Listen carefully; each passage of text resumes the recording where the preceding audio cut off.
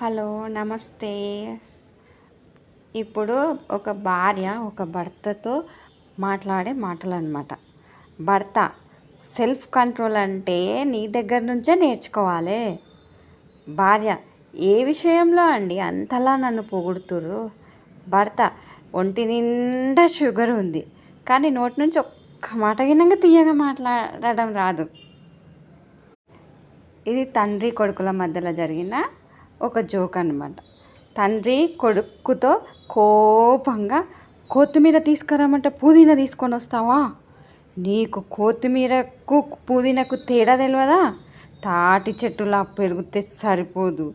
వెళ్ళు వెళ్ళు, ఇల్లు వదిలి వెళ్ళిపో, తెలుస్తుంది జీవితం అంటే ఏంటో. కొడుకు సరే నానా, పద ఇద్దరం కలిసి వెళ్దాం. హా తండ్రి నేనెందుకు?